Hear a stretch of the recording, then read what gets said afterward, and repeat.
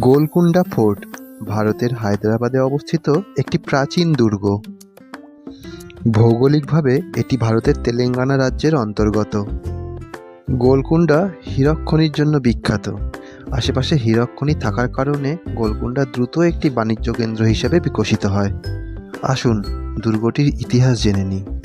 কাকাটিয়ার শাসনামলে এই দুর্গটি তৈরি হয়েছিল কোন্ডাপল্লী দুর্গের পশ্চিমভাগ রক্ষণাবেক্ষণের জন্য। রাজা কৃষ্ণদেব পাহাড়ের শীর্ষে এটি তৈরি করেন। 1363 সালের এক চুক্তি অনুযায়ী এটি বাহমানি শাসকদের হাতে ছেড়ে দেওয়া হয়। 1495 থেকে 1496 সালের দিকে এটি জায়গির হিসেবে দেওয়া হয় কুলি কুতুব শাহকে। বাহমানিরা মাটির দুর্গকে গ্রানাইট পাথর দিয়ে সংস্কার ও সম্প্রসারণ করে।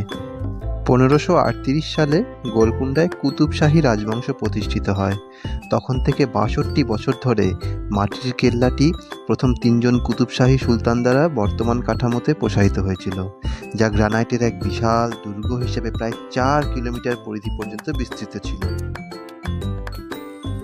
হায়দ্রাবাদে রাজধানী স্থানান্তরিত হওয়ার পরে 1590 অবধি এটি কুতুবশাহী রাজবংশেরই রাজধানী ছিল।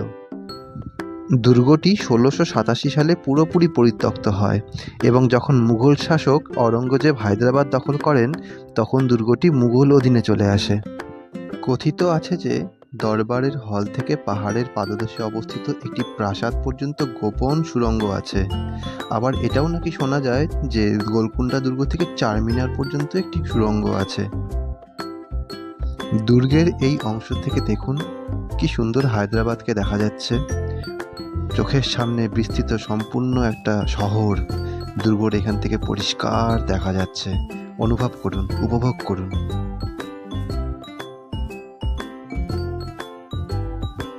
দুর্গের অভ্যন্তরভাগে এই সৌন্দর্য সত্যি অতুলনীয়।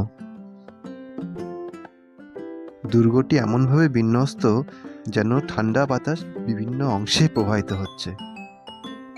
দুর্গের ভেতর অনেক কিছু দেখার রয়েছে, যেমন দুর্গ থেকে শহরের ভিউ পয়েন্ট, এছাড়াও আম্বারখানা, রানীমহল, তারামতি মসজিদ, এগুলো সবই সত্যি আকর্ষণীয়।